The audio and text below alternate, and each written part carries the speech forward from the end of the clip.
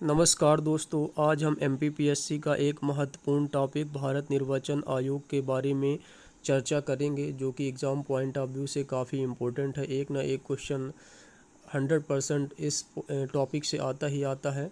तो सबसे पहले हम जानेंगे कि भारत निर्वाचन आयोग क्या है, इसका गठन कब हुआ, इसकी संरचना क्या है, इसकी नोडल एजेंसी क्या है, इसमें कौन कौन से आयुक्त होते हैं, इसकी यह रिपोर्ट किसको सौंपता है। तो ये सब हम डिटेल्ड एनालिसिस इस वीडियो के अंतर्गत करने वाले हैं।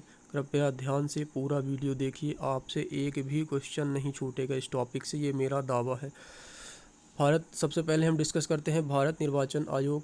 तो भारत निर्वाचन आयोग जो है भारतीय संविधान के भाग 15 में अनुच्छेद 324 से लेकर 329 तक में भारत निर्वाचन आयोग में निर्वाचन से संबंधित जो भी प्रावधान है उनका वर्णन किया गया है। संविधान के अनुच्छेद 324 के अनुसार संसद, राज्य विधानमंडल, राष्ट्रपति, उपराष्ट्रपति के पदों का जो भी निर्वाचन होता है वो उनकी जिम्मेदारी निर्वाचन आयोग की होती है, भारत निर्वाचन आयोग की होती है।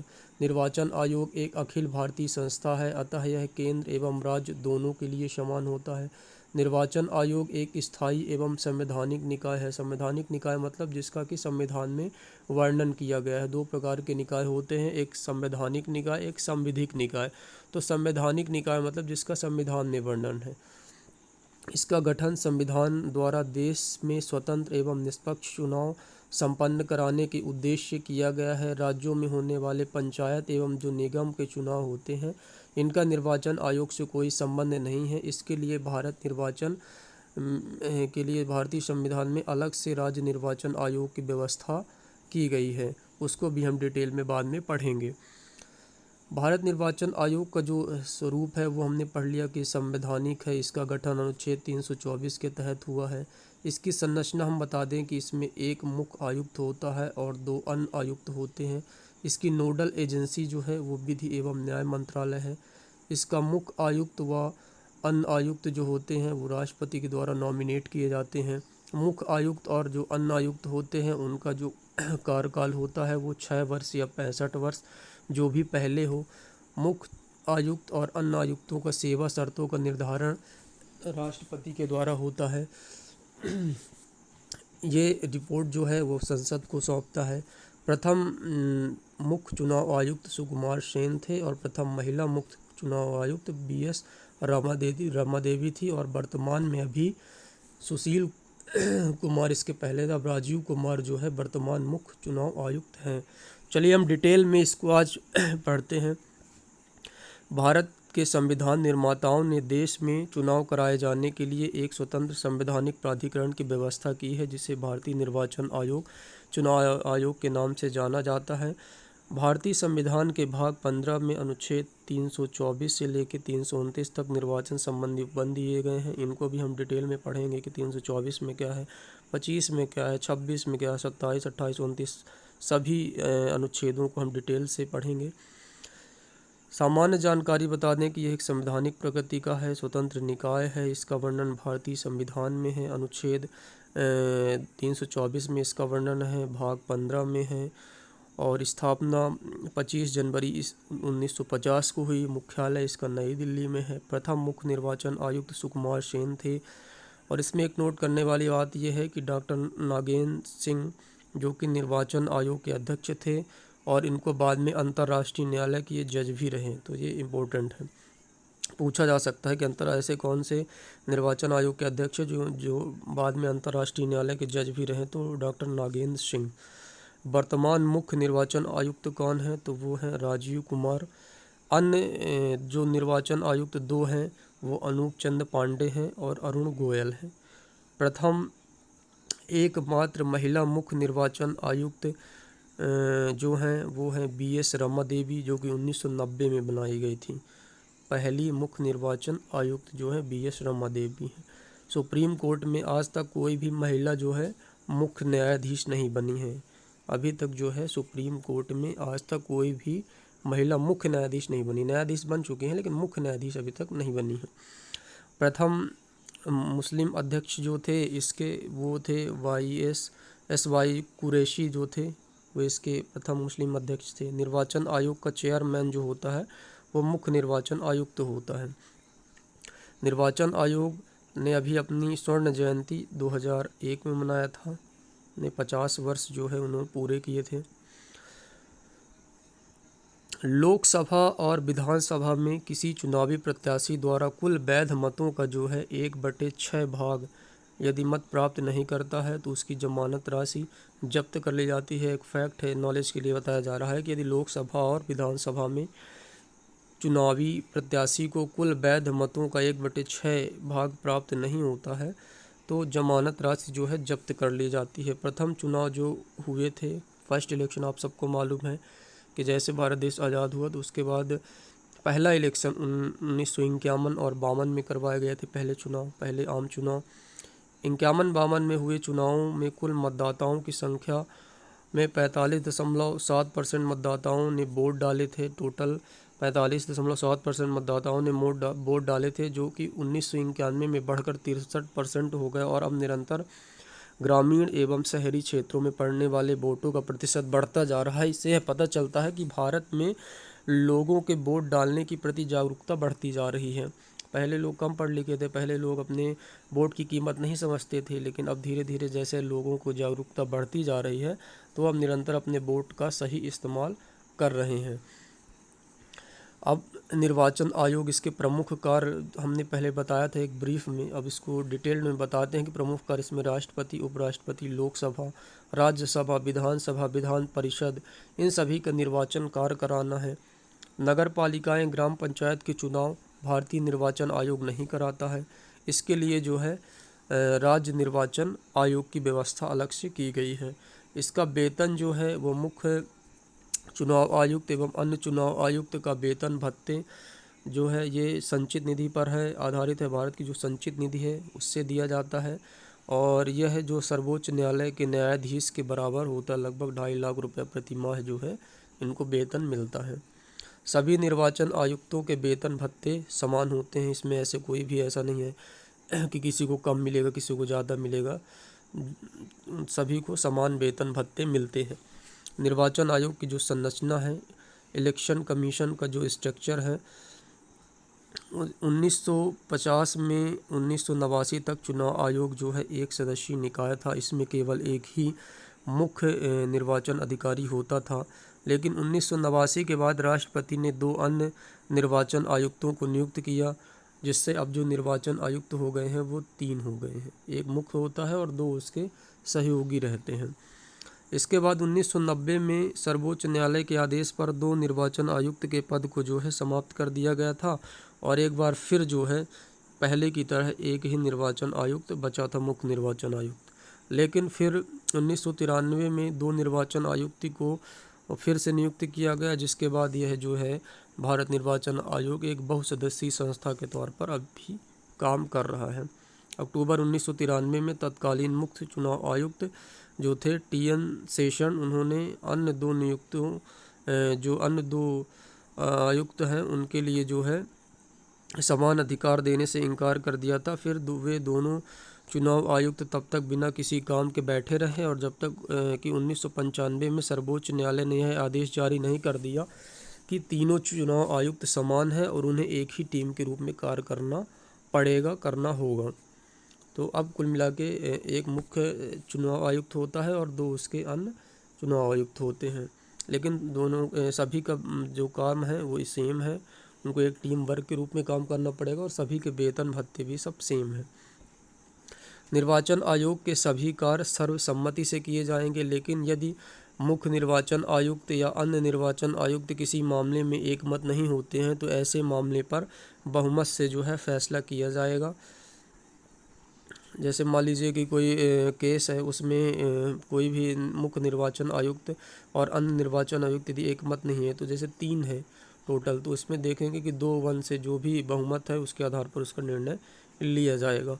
मुख्य निर्वाचन आयुक्त और अन्य निर्वाचन आयुक्त का स्थान जो है वो बराबर हो गया। ऐसा नहीं है कि जो मुख्य निर्वाचन आयुक्त है उसका ज़्यादा वोट शेयर माना जाएगा, सभी का बराबर रहेगा स्थान।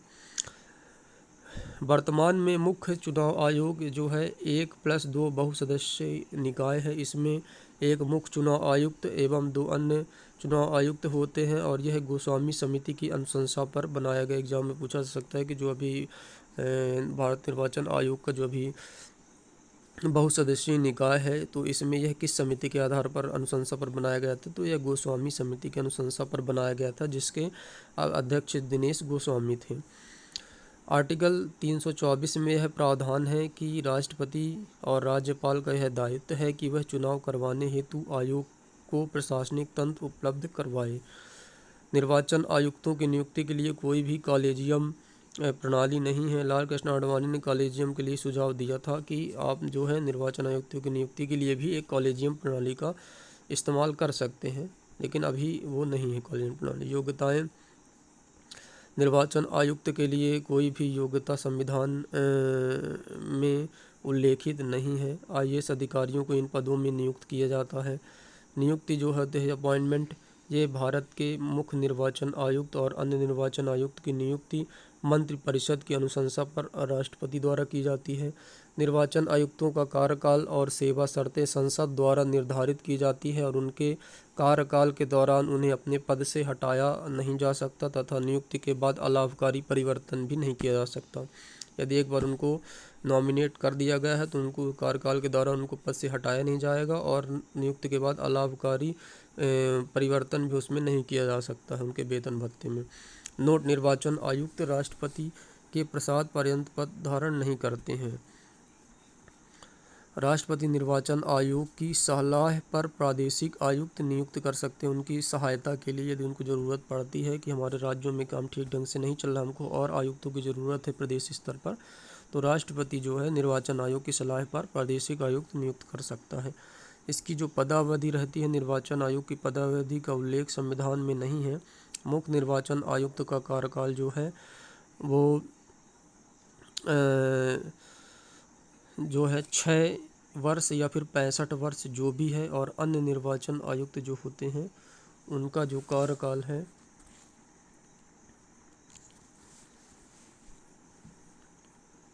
निर्धारित होता है, लेकिन अभी जो है इसको मुख्य निर्वाचन आयुक्त का कार्यकाल जो है 6 वर्ष या 65 वर्ष जो भी पहले है वो कर दिया गया है। त्यागपत्र जो होता है वो राष्ट्रपति को देते हैं।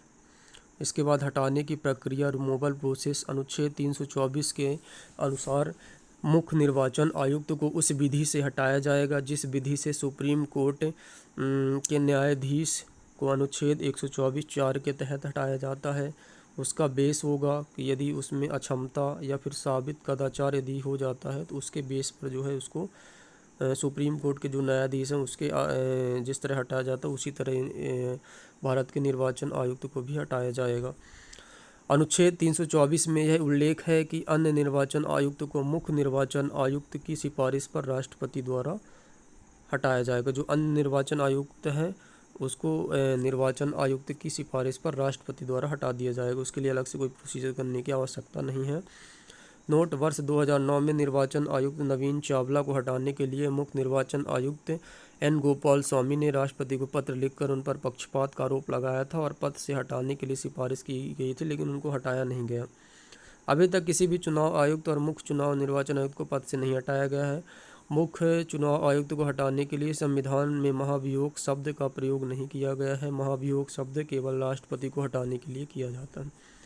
अब निर्वाचन आयोग के हम कार्यों के बारे में पढ़ेंगे। निर्वाचन आयोग का कार्य सबसे महत्वपूर्ण है कि जो भारत में होने वाले चुनाव हैं उनके महत्वपूर्ण कार्य, उनकी शक्तियाँ प्रदान की गई हैं। चुनाव कराना, अनुच्छेद 324 के तहत वो राष्ट्रपति, उपराष्ट्रपति, राज्यसभा, लोकसभा, विधानसभा, विधान परिषद का चुनाव कराता है। चुनाव के संदर्भ में अधिसूचना जारी करता है। आदर्श आचार संहिता को लागू करवाना, मतदाता सूची तैयार करवाना, चुनाव संबंधी विवादों की प्रारंभिक सुनवाई करना, लेकिन राष्ट्रपति और उपराष्ट्रपति के चुनाव संबंधी विवादों में आयोग की भूमिका नहीं रहती है।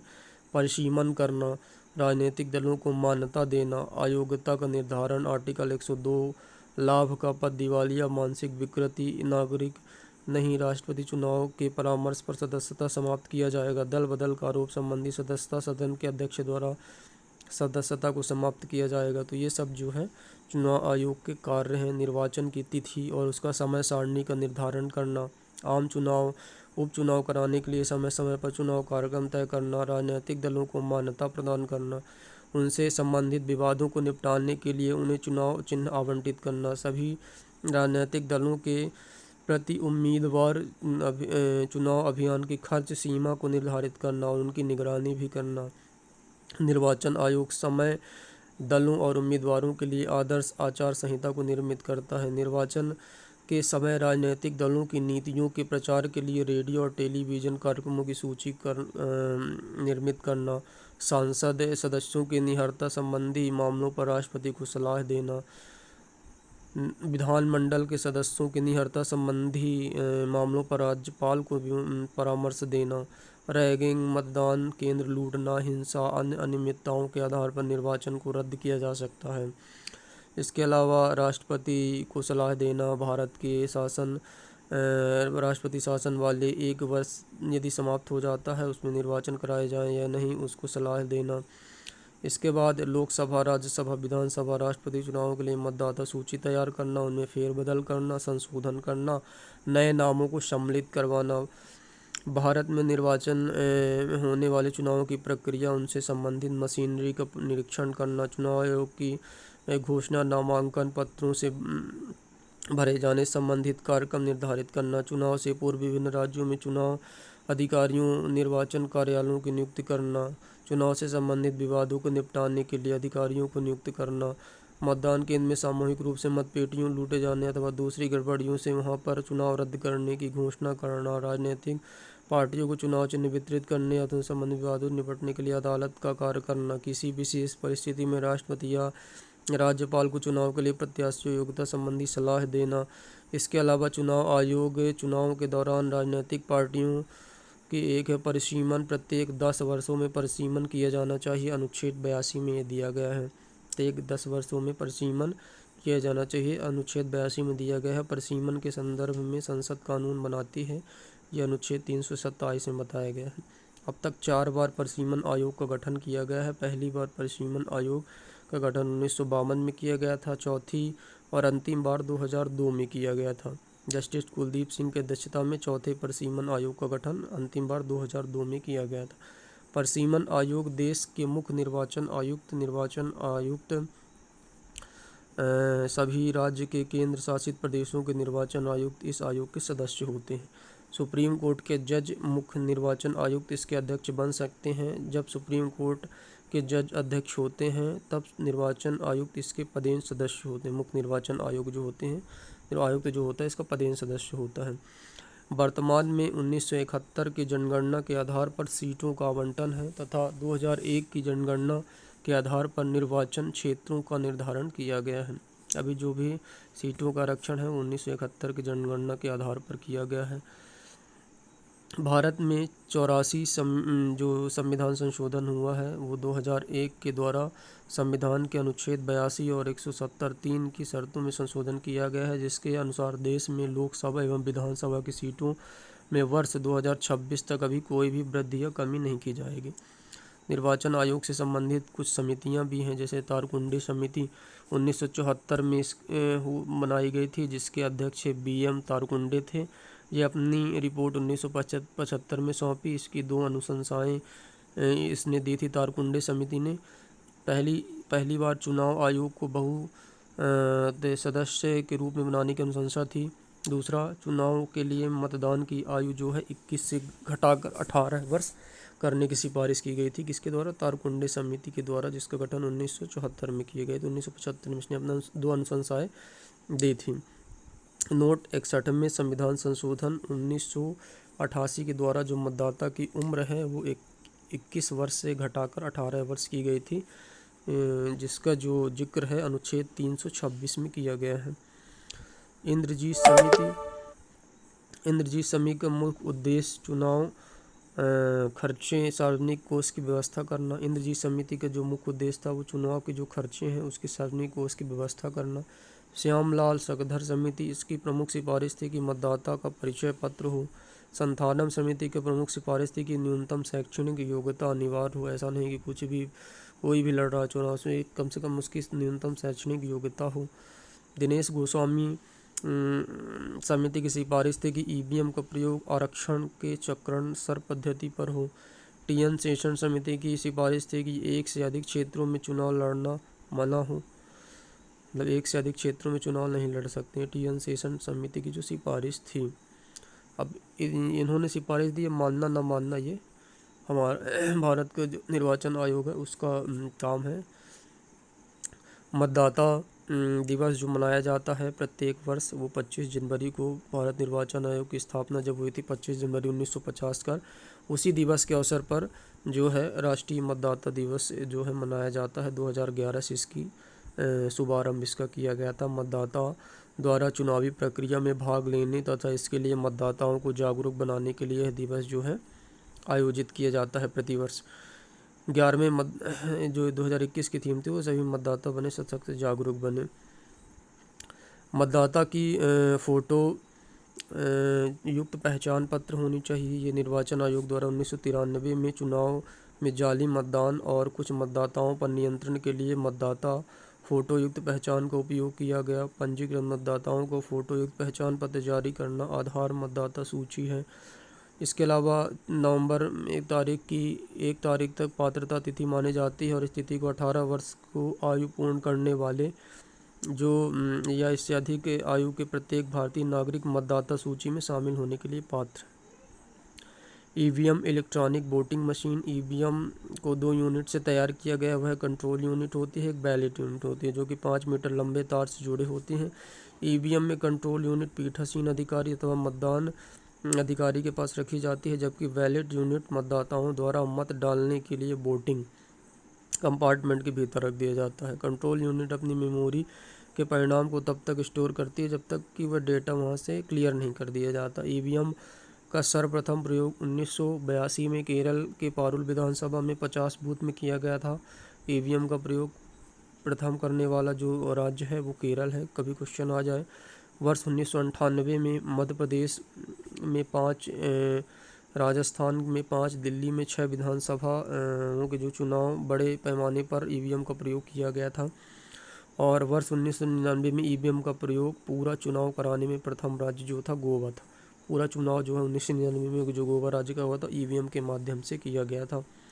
2004 में जो आम चुनाव हुआ था, देश के सभी मतदान केंद्रों पर ईवीएम का इस्तेमाल के साथ ही भारत में ई लोकतंत्र में परिवर्तित हो गया और पूरा चुनाव ईवीएम के माध्यम से हुआ। ईवीएम का प्रयोग करके सर्वप्रथम 2004 में संपूर्ण आम चुनाव करवाए गए। वर्ष 2009 में आम चुनाव सभी विधानसभाओं के लिए ईवीएम का प्रयोग होने लगा। ईवीएम के लिए बिजली की आवश्यकता नहीं होती है, एक साधारण बैटरी पर चलती है। इलेक्ट्रॉनिक्स लिमिटेड बेंगलोर और electronics corporation of India Hyderabad द्वारा ईवीएम का निर्माण किया जाता है। चुनाव आयोग द्वारा इसका उपयोग अधिकतम किया जा रहा है और ये अधिकतम जो है 2000 मत जो है दर्ज कर सकती है। VVPAT voter verifiable paper audit trial. जो वीवीपैट होता है उसका फुल फॉर्म कभी कभी एग्जाम में आ जाता है, तो voter verifiable paper audit trial. VVPAT EVM से जुड़ी हुई एक स्वतंत्र प्रणाली है। जब कोई मतदाता मत डालता है तो अभ्यर्थी ईवीएम नाम, क्रम संख्या और प्रतीक वाली एक पर्ची मुद्रित होती है और 7 सेकंड के लिए पारदर्शी खिड़की के माध्यम से दिखाई देती है कि उसके बाद यह मुद्रित पर्ची स्वचालित रूप से कट जाती है, वीवीपैट के सील बंद ड्रॉप में गिर जाती है। इसका उद्देश्य इलेक्ट्रॉनिक्स वोटिंग मशीनों की स्वतंत्रता की पुष्टि है। यह व्यवस्था मतदाता को इस बार की पुष्टि करने की अनुमति देता है कि उसकी इच्छा अनुसार यदि मत पड़ा है कि नहीं। यदि वोट बदलने या वोटों को नष्ट करने से रोकने के अतिरिक्त उपाय इसका इस्तेमाल किया जाता है। भारत सरकार ने 14 अगस्त 2013 को अधिसूचना के जरिए निर्वाचन प्रक्रिया संचालन नियम 1961 में संशोधन किया। इसमें ईवीएम के साथ वीवीपैट का भी इस्तेमाल जो है करने लगा। उच्चतम न्यायालय के सुब्रमण्यम स्वामी बनाम एक भारत निर्वाचन आयोग का मामला था जिसमें ईवीएम को वीवीपैट से जोड़ने के निर्देश दिए गए थे। सितंबर 2013 में नागालैंड के त्वेनशांग में नोकसेन विधानसभा निर्वाचन आयुक्त में उपचुनाव में पहली बार ईवीएम के साथ वीवीपैट का प्रयोग किया गया था 2013 में। नोटा देखा होगा, नोटा विकल्प जो होता है उसका मुख्य उद्देश्य ऐसे मतदाताओं की सहायता करना जो किसी भी उम्मीदवार को वोट नहीं देना चाहते हैं, तो वो नोटा दबाएं। भारत निर्वाचन आयोग के उच्चतम न्यायालय के में 27 सितंबर 2013 के आदेश का अनुसरण करते हैं और 11 अक्टूबर 2013 को इलेक्ट्रॉनिक वोटिंग मशीनों में दिखाए गए बैलेट पेपरों तथा अन्य बैलेट पेपरों को नोटा उपयुक्त में कोई विकल्प लागू नहीं किया गया था। भारत निर्वाचन आयोग 16 सितंबर 2015 को नोटा का प्रतीक जारी किया। NOTA none of the above, ठीक है, जो सबसे पहले भारत में 2013 में सर्वप्रथम नोटा छत्तीसगढ़, मिजोरम, राजस्थान, मध्य प्रदेश और दिल्ली विधानसभा चुनावों के लिए प्रयोग किया गया था। विश्व के 13 देशों में जो है नोटा का प्रचलन है। अब हम सबसे पढ़ते हैं कि आचार संहिता लगने वाली, तो जो आदर्श आचार संहिता है, मॉडल कोड ऑफ कंडक्ट, वो होता क्या है? तो आचार संहिता जो नियम और दिशा निर्देश का एक सेट होता है। आचार संहिता क्या होता है कि कुछ नियम और दिशा निर्देश का एक सेट होता है। इसके माध्यम से यह तय किया जाता है कि चुनाव की घोषणा के बाद राजनीतिक पार्टियों को किन गतिविधियों से परहेज करना चाहिए। इसमें भाषण देने को लेकर मतदान वाले दिन मतदान केंद्र में पोर्टफोलियो, चुनाव घोषणा पत्र, जुलूस और रैली से संबंधित नियम होते हैं। इसका मकसद स्वच्छ और निष्पक्ष चुनाव करवाना होता है। तो जो आचार संहिता होती है या फिर जिसको हम मॉडल कोड ऑफ कंडक्ट कहते हैं, आचार संहिता जो होती है वो नियम और दिशा निर्देश का एक सेट होता है, जिसके माध्यम से यह तय किया जाता है कि चुनाव की घोषणा के बाद राजनीतिक पार्टियों को किन गतिविधियों से परहेज करना है। इसमें भाषण देने से लेकर मतदान वाले दिन तक मतदान केंद्र, पोर्टफोलियो, चुनाव घोषणा पत्र, जुलूस, रैली से संबंधित नियम होते हैं। इसका मकसद जो है आचार संहिता का वह है कि स्वच्छ और निष्पक्ष चुनाव आयोजित करवाना। जिस दिन चुनाव के शेड्यूल की घोषणा होती है उसी दिन से आचार संहिता लागू हो जाती है और तब तक जब तक चुनाव रिजल्ट नहीं आ जाता तब तक आचार संहिता जो है लागू रहती है। पहली बार इसका इस्तेमाल 1960 में केरल विधानसभा के चुनाव में किया गया था। नियमों का एक छोटा सा सेट तैयार करके पार्टियों को निर्देश दिया जाता है और उनको बताया जाता है कि चुनाव में घोषणा होने के बाद क्या करें और क्या ना करें। इसके बाद 1962 में लोकसभा और विधानसभा में चुनावों के लिए नियमों को बांटा गया। राज्य सरकारों के आग्रह किया गया कि वे पार्टियों के बीच आचार संहिता को स्वीकार बनाएं। इंदिरा गांधी बनाम एक जयनारायण केस था 1971 में रायबरेली में। चुनाव के मामले में इलाहाबाद हाई कोर्ट ने 1975 में इंदिरा गांधी को आदर्श आचार संहिता का दोषी पाते हुए चुनाव को रद्द घोषित करते हुए निर्णय बाद में आपातकाल का कारण भी बना था। किसी भी चुनाव क्षेत्र में प्रचार अभियान मतदान समाप्त होने के 48 घंटे पूर्व जो है बंद होना चाहिए। यदि जहां भी चुनाव होना वाला है तो उसके 48 घंटे के पहले चुनाव प्रचार जो है ख़त्म होना चाहिए, बंद हो जाना चाहिए। निगम मत सर्वेक्षण जो एग्जिट पोल होता है, यह पद्धति चुनाव के तुरंत बाद परिणाम से पहले यह पता लगाने के लिए होती है कि मतदाताओं ने किस प्रत्याशी, किस दल के पक्ष में अपने मताधिकार का प्रयोग किया है। यह विभिन्न सर्वे एजेंसियों द्वारा किया जाता है, अलग अलग न्यूज़ चैनलों द्वारा किया जाता है एग्जिट पोल, लेकिन ये चुनाव के बाद दिखाया जाता है। राष्ट्रीय दलों के रूप में मान्यता देना, किसी भी दल को राष्ट्रीय दल का दर्जा प्राप्त करने के लिए उनकी अर्हताएँ पूरी करनी होती हैं। सबसे पहले लोकसभा चुनाव अथवा राज्य विधान सभा के चुनाव में किन्हीं 4 अथवा अधिक राज्यों में डाले गए वैध मत का 6% प्राप्त करना जरूरी होता है। इसके अलावा किसी भी राज्य में राज्यों की विधानसभा में कम से कम 4 सीटें जीतनी आवश्यक होती हैं। लोकसभा में कम से कम 2% सीटें और कम से कम 3 विभिन्न राज्यों में हासिल की गई हों। वर्तमान में राजनीतिक दलों की संख्या जो है बढ़ गई, 8 से बढ़ गई है। राजनीतिक दल इस स्थापना चुनाव चिन्ह, तो सबसे पहले जो भारतीय राष्ट्रीय कांग्रेस है उसका 1985 में इसका गठन किया गया। इसका हाथ का पंजा। भारतीय कम्युनिस्ट पार्टी 1985 हाशिया और बाली। भारतीय कम्युनिस्ट पार्टी 1964 जो मार्क्सवादी थी उसमें हाशिया, हथौड़ा और तारा। 1964 भारतीय जनता पार्टी 1980 कमल। बहुजन समाज पार्टी 1984 हाथी। इसके अलावा तृणमूल कांग्रेस को 1998 में जोड़ा फूल और राष्ट्रवादी कांग्रेस पार्टी 1999 घड़ी। नेशनल पीपल्स पार्टी 2013 किताब। भारत के चुनाव आयोग द्वारा भारत के साम्यवादी, मार्क्सवादी एवं राष्ट्रीय दल के रूप में मान्यता पहले नकारी गई थी लेकिन बाद में जो है दे दी गई थी। तो इस प्रकार हमने भारत निर्वाचन आयोग उसका डिटेल्ड एनालिसिस किया। उसके अलावा हमने ईवीएम, वीवीपैट और चुनाव आचार आदर्श संहिता, इसके बारे में भी डिटेल्ड एनालिसिस किया। अब हम थोड़ा सा ब्रीफ में भारत निर्वाचन आयोग के बारे में पढ़ लेते हैं कि जो इनका कार्यकाल होता है 6 वर्ष, या फिर मुख्य निर्वाचन आयुक्त तो अन्य निर्वाचन आयुक्तों का जो कार्यकाल होता है वो 6 वर्ष या 65 वर्ष जो भी हो उसके पहले तक होता है। इसके अलावा अनुच्छेद 324 में चुनाव कार्य करने का अधीक्षण नियंत्रण करने के लिए निर्वाचन आयोग होगा, ये है। इसके अलावा अनुच्छेद 325 में धर्म, मूल, वंश, जाति, लिंग आधार पर किसी व्यक्ति को निर्वाचन नामावली में सम्मिलित किए जाने के लिए अपात्र न होना और इसके द्वारा विशेष निर्वाचन नियमावली में सम्मिलित किए जाने का दावा न करना, ये है। इसके बारे में बात किया गया है। अनुच्छेद 326 में लोकसभा अथवा राज्य विधानसभाओं में चुनाव वयस्क मताधिकार के आधार पर संपन्न हो गई, अनुच्छेद 326 में बताया गया है। अनुच्छेद 327 में बताया गया है कि विधानमंडलों के चुनाव के संबंध में उपबंध करने की जो शक्ति है वो संसद को है। अनुच्छेद 328 में राज्य विधायिका से संबंधित राज्य के अंदर चुनाव कराने के संबंध में प्रावधान बनाने की शक्ति है। इसके अलावा अनुच्छेद 329 में चुनाव संबंधी मामलों में न्यायालयों के हस्तक्षेप पर और रोक पर जो है चर्चा की गई है। तो इस प्रकार हमने चुनाव आयोग को डिटेल्ड पढ़ा। अब हम इसका जो अभ्यास माला है, ऑब्जेक्टिव क्वेश्चन है, वो अपने नेक्स्ट वीडियो सेशन में बनाएंगे। आशा करते हैं आपको ये सेशन काफ़ी अच्छा लगा होगा। चैनल को सब्सक्राइब करिए, लाइक करिए। आपका बहुत बहुत धन्यवाद।